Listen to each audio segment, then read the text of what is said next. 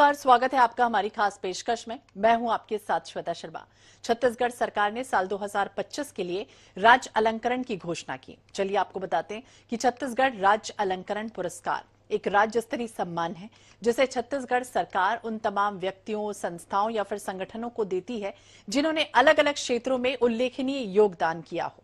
इस बार बेमेतरा जिले के सिरवा बांधा गांव के हैं 51 वर्षीय भुवन दास जांगड़े, जिन्हें बाबा गुरु घासीदास राज्य अलंकरण सम्मान से सम्मानित किया गया है।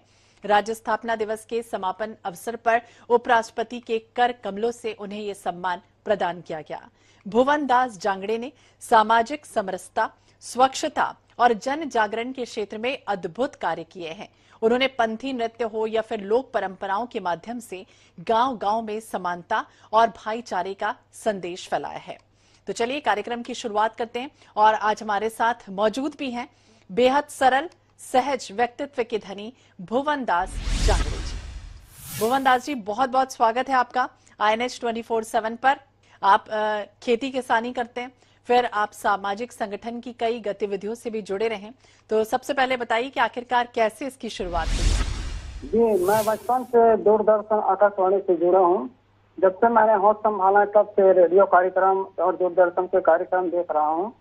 उनसे मुझे काफी प्रेरणा मिला कि मैं भी अपने गांव के लिए, अपने समाज के लिए, अपने देश के लिए कुछ न कुछ करूँ।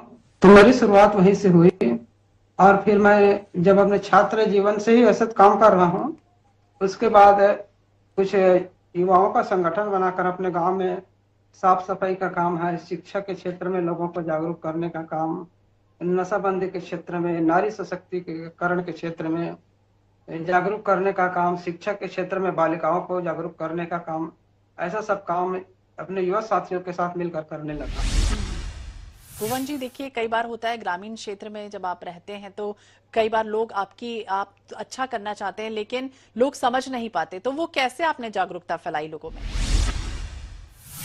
ये बिल्कुल सही बोल रहे हैं। इस संबंध में भी हमें काफी बहुत परेशानियों का सामना करना पड़ा। गांव में बहुत से असामाजिक तत्व रहते हैं। वो कई बार तो हमारे मजाक उड़ाते गए कि आप लोगों का ये काम हमें अच्छा नहीं लगता, आप लोग ये काम बेफजूल के कर रहे हैं, इनसे कोई लाभ नहीं होता। तो हमने हिम्मत नहीं हारा, उनको उनकी भाषा में अच्छा काम करके जवाब दिया।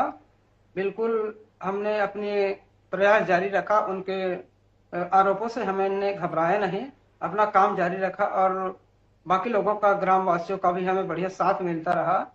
हमने पीछे नहीं हटा, अपना काम आगे जारी रखा। काम जारी रखा और चुनौतियां तो कई रहती ही हैं। जब भी हम कोई अच्छा काम शुरू करते हैं लोग मजाक भी उड़ाते हैं, और आपने चूंकि जिक्र किया कि अपने काम से ही व्यक्ति को दिखाना चाहिए कि वो काम जो है वो कितना परफेक्ट है और कितना अच्छा है, जो आपने कर दिखाया है। भुवन दास जी, बताइए कि आखिरकार नारी सशक्तिकरण की दिशा में आपने कहा कि आपने बहुत अच्छे काम किए हैं, वो कैसे किए हैं और क्या रही है वो जागरूकता देने की वजह? नारी सशक्तिकरण के संबंध में हम लोगों ने बहुत काम किया अपने गांव में। महिलाओं को इकट्ठित करके बैठक बुलाकर समूह बनवाया और उनको उनके आर्थिक स्थिति के संबंध में समझाया कि अब हमारे गांव देश समाज में नारी हर क्षेत्र में आगे हो रही हैं, वो किसी भी क्षेत्र में पीछे नहीं है। तुम लोग समूह बनाओ और अपना आर्थिक स्थिति मजबूत करो, कोई स्वरोजगार अपना कर अपना काम धंधा करो ताकि तुम्हारे परिवार का आर्थिक स्थिति अच्छा मजबूत हो। हमने महिलाओं को एकत्रित किया बैठक के माध्यम से और प्रहसन नुक्कड़ नाटक के माध्यम से भी महिलाओं को एकत्रित करके उनको आर्थिक सबलीकरण की ओर आगे बढ़ाया। तो आर्थिक जो समृद्धि है वो बढ़ती हुई नजर आई है और बहुत कम लोग होते हैं भुवन जी जिन्हें समाज के उत्थान के लिए काम करने में खुशी मिलती है। चूंकि आपकी बाइट भी मैं सुन रही थी जिसमें आपने जिक्र किया कि सामाजिक ऐसे बहुत सारे काम हैं जिसकी वजह से आपको बेहद खुशी मिलती है, और वो ऐसे कौन कौन से और काम है? चूंकि नारी सशक्तिकरण का आपने जिक्र किया, युवाओं को किस तरह से प्रोत्साहित किया? युवाओं को हमने भी, जो बहुत से बेरोजगार लड़के सब पढ़ लिख कर इधर उधर घूम रहते हैं, उनको भी प्रेरित किया, उनको बैठक में बुलाया।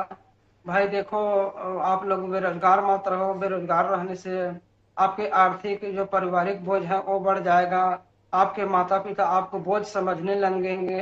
कुछ न कुछ काम करो, आप युवा हो, स्वरोजगार अपनाओ। आजकल सरकारी नौकरी के मिलने के मकसद में मत पढ़ो। अगर हम पढ़ लिख गए तो इसका मतलब नहीं कि हमें सरकारी नौकरी ही करना है। अपने खुद का व्यवसाय करो, खुद आर्थिक स्थिति से मजबूत बनो, ऐसे उनको बुला के अपने बैठक में के माध्यम से बताया और उनको बहुत से युवाओं को रोजगार दिलाया। आज हमारे गांव के बहुत से युवा भाई अपने खुद के रोजगार धंधे करके अपने आर्थिक स्थिति को मजबूत कर रहे हैं। जी। तो कई ऐसे कोई आप ऐसा वाकया बताना चाहते हैं कि आपने देखा हो कि अरे ये तो बहुत कुछ कर ही नहीं सकता, लोग उसका मजाक उड़ाते हो और फिर आपने उसको इतना मोटिवेट कर दिया कि वो आज बहुत अच्छी जगह पे है, बहुत अच्छा सम्मान उसे मिल रहा है, ऐसा कोई वाकया आप सुनाना चाहेंगे हमारे दर्शकों को? जी जी, ये हमारे गांव में एक युवा बेरोजगार है, खिलावन भारती नाम से। वो उसके माँ बाप उसे बहुत ताने सुनाते थे, आप युवा हो गए हो, काम धाम नहीं करते, बेरोजगार हो, हमारे से पैसा मांगते हो माँ बाप से, तुम खुद काम करो, खुद धंधा करो। तो हमने उसको समझाया, भाई आपके माँ बाप आपको ताने सुनाते हैं, परिवार वाले आसपास आपका मजाक उड़ाते हैं, तो आप ऐसा क्यों नहीं करते, अपना खुद का धंधा करो। तो भाई आज बेमेतरा में एक चाट का दुकान खोला है, गुपचुप का दुकान खोल के अपना धंधा चला रहे हैं और बहुत खुश है। ये हमारे लिए बहुत बड़ी सफलता की बात है। कभी वो मिलने आए आपसे, कभी आपको उन्होंने बताया कि वो आज इतने अच्छी जगह पे हैं, अपना काम संभाल रहे हैं, प्रेरणा मानते हैं वो जी आपको? जी जी जी जी, कई बार मिला है और बहुत से ऐसे उदाहरण है हमारे गांव में। मैं खुद उनके बेमेतरा जब भी कई बार जाता हूँ तो उनके चाट ठेले पे जाकर चाट खाता हूँ और उनको बधाई देता हूँ। वे भी बहुत धन्यवाद देते हैं, वे भी बहुत बढ़िया से।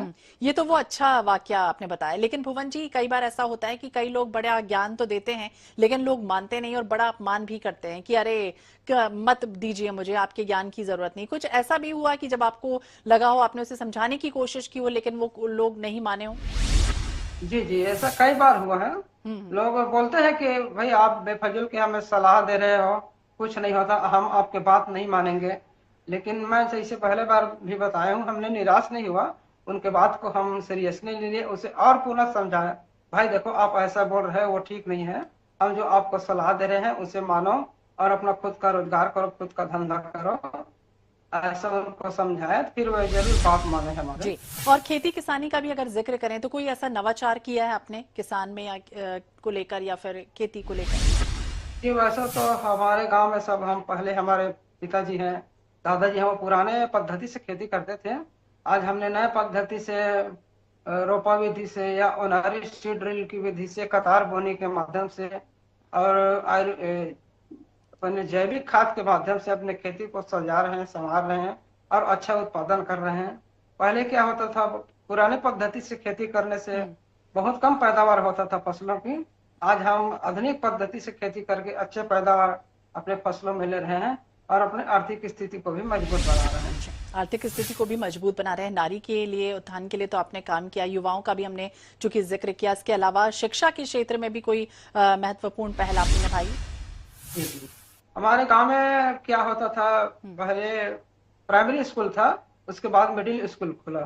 तो बहुत से लड़के लड़कियां बाहर जाने के लिए नहीं जाते थे पढ़ने के लिए, कि हमें दूर जाना पड़ेगा, व्यवस्था नहीं है पढ़ने लिखने के लिए, बाहर जाना पड़ेगा और घर का काम धाम करने के लिए बोल रहे हैं माँ बाप, ऐसा करके पढ़ाई छोड़ देते थे। तो हमने उनके माँ बाप को उनके घर में जाके समझाया कि देखो आजकल बेटी बेटा दोनों एक समान है, बेटियों को भी बढ़िया पढ़ाओ लिखाओ, अच्छे से शिक्षित बनाओ, और बेटियों की जिंदगी में शिक्षा ही एक ऐसा सबसे बड़ा हथियार है जिससे वे हर लड़ाई को अच्छी मजबूती के साथ लड़ सकते हैं।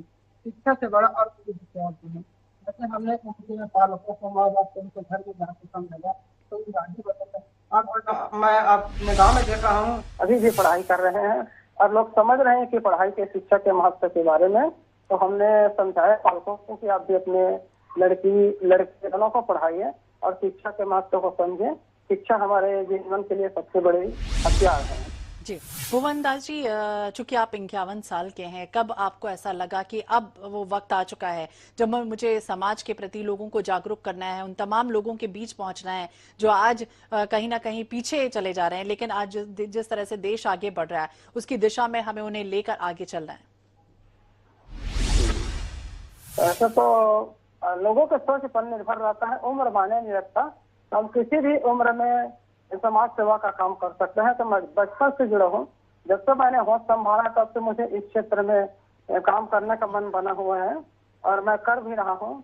और मैं सोचता हूँ कि जब तक मैं जीवित रहूंगा तब तक समाज के लिए काम करता रहूंगा, समाज सेवा के काम करता रहूंगा। क्योंकि समाज सेवा से बढ़कर और कोई बड़ा दूसरा धर्म नहीं है।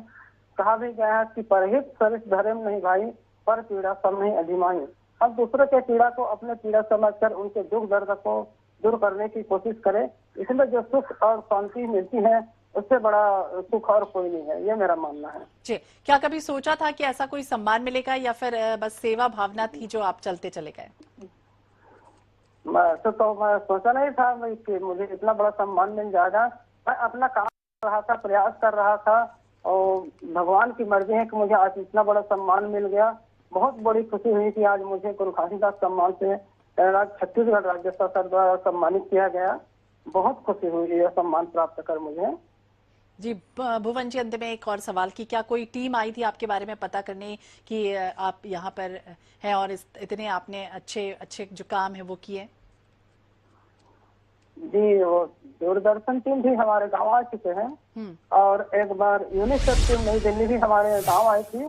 हमारे संगठन के द्वारा जो काम हम कर रहे हैं, शिक्षा के क्षेत्र में पर्यावरण, खेल कूद, बालिका शिक्षा, महिला सशक्तिकरण, नशाबंदी, गांव में साफ सफाई है, लोगों को स्वास्थ्य के बारे में जागरूक करना, ये सब जितने भी हम काम किए हैं उनको गतिविधियों को देखने के लिए दूरदर्शन की टीम, आकाशवाणी की टीम और यूनिसेफ टीम नई दिल्ली से भी हमारे गांव आ चुके हैं। जी, तो भुवन जी, बहुत कम ऐसे लोग होते हैं जो इतने अच्छा काम करते हैं और फिर भी आप एकदम सहज और सरल व्यक्तित्व के धनी है। बहुत बहुत शुक्रिया आपका बातचीत करने के लिए, INS 24/7 के साथ जुड़ने के लिए और अपना कीमती समय देने के लिए। तो ये हैं बेमेतरा जिले के सिरवा बांधा गांव के भुवन दास जांगड़े, जिन्हें बाबा गुरु घासीदास राज्य अलंकरण सम्मान से सम्मानित किया है। और एक बार फिर से हम उनको बहुत बहुत बधाई देते हैं INS 24/7 की तरफ से। और इसी के साथ इस बुलेटिन में फिलहाल इतना ही। बाकी अपडेट्स के लिए आप देखते रहिए INS 24/7। नमस्कार।